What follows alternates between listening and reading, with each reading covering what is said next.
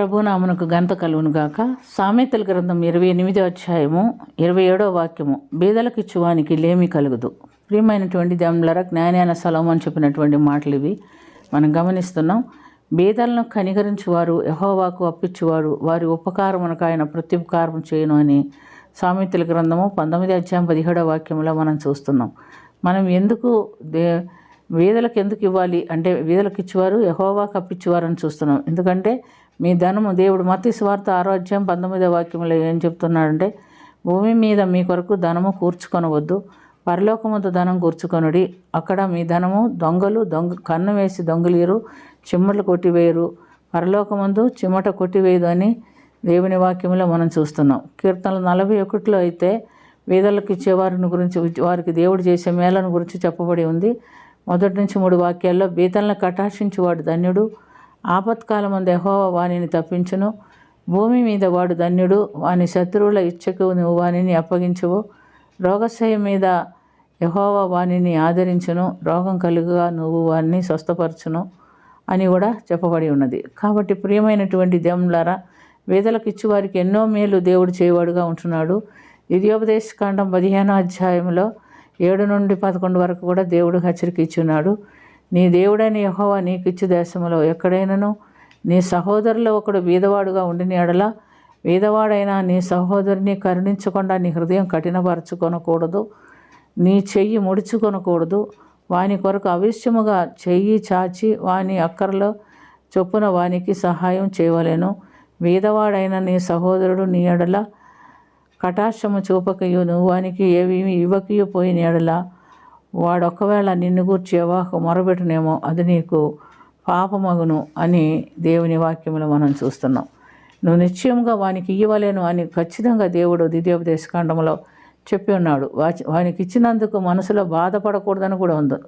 కొంతమంది ఇచ్చిన తర్వాత అయ్యో నేను ఇచ్చేసానే, నాకున్నదంతా పోయిందని బాధపడుతూ ఉంటారు. ఒక్కసారి మనం ఇచ్చిన తర్వాత దాని గురించి మనం ఎప్పుడు కూడా బాధపడకూడదు. ఎందుకంటే మనం బీదలు మన ఎద్దుకు వచ్చాం, మనం ఇచ్చాం. కానీ బీదలకు ఇచ్చేవారు ఎవరికి అప్పించేవారు? యెహోవాకు అప్పించేవారు. అవి నేరుగా ఎక్కడికి వెళ్ళిపోద్ది?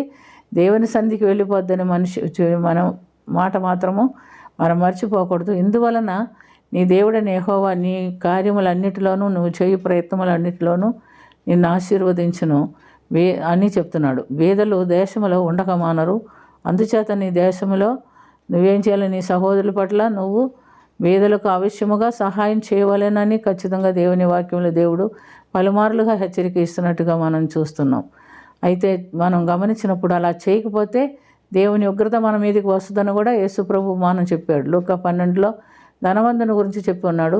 ధనవంతుని పంట బాగా పండింది, కొట్లన్నీ పగలు కొట్టేశాడు, పెద్ద కొట్లు కట్టించాడు. దానిలో తన ఆస్తి అంతే ధాన్యం అంతే సమకూర్చుకొని తన ప్రాణంతో చెప్పుకున్నాడు, ఉన్న ప్రాణమా తినుము తాగుము సంతోషించుము, చాలా సంవత్సరమునకు కావలసిన వాటిని నేను సమకూర్చి ఉన్నాను, ఇక నీకేం బాధ లేదని చెప్పుకున్నప్పుడు రాత్రికాలము దేవుడు అడుగుతున్నాడు, ఓరి వెరివాడా, వారిని ప్రాణం అడుగుతున్నారు, నువ్వు సంపాదించినవన్నీ ఎవని వగును?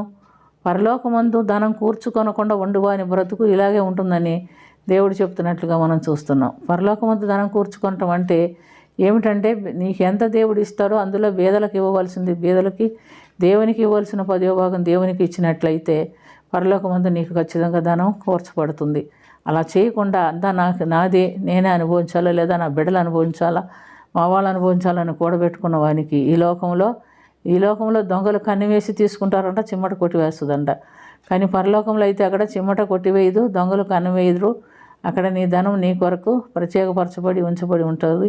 దేవుడు దానికి తగిన ప్రతిఫలం ఇస్తాడని దేవుని వాక్యంలో చూస్తున్నాం. కనుక ప్రియమైనటువంటి దేవుని బిడ్డలారా, దేవునికి ఇవ్వవలసింది దేవునికిని, బీదలకు ఇవ్వవలసింది బీదలకు ఇచ్చుట మనం నేర్చుకోవాలి. అలా చేస్తే మరి దేవుడు ఖచ్చితంగా జక్కయ్యను గురించి ఒక సాక్ష్యం ఇచ్చాడు. ఇతడు కూడా అబ్రాహాము కుమారుడే అన్నాడు. ఎందుకంటే జక్కయ్య ఏమంటాడంటే, నా ఆస్తిలో సగం బీదలకు ఇస్తాను, నేను ఎవని ఎడల అన్యాయంగా తీసుకున్నాను వాడికి 4 చెల్లిస్తాను అన్నాడు. వెంటనే అతనిలో కలిగినటువంటి ఆ మారు మనసును బట్టి దేవుడు అతనికి పరలోకంలో స్థానం ఉందని సాక్ష్యం ఇచ్చినట్టుగా చూస్తున్నాం. కాబట్టి ప్రియమైనటువంటి దేవులారా, మన విషయం ఏమిటి? ప్రార్థన చేసుకుందాం. ప్రేమ కలిగిన తండ్రి, కృప కలిగిన ప్రభు, నువ్వు మాకు ఎంత ఇచ్చినా దానిలో 10వ భాగం నీకును పేదలకును ఇచ్చేదానికి మాకు సహాయం చేయమని అడుగుచున్నాం.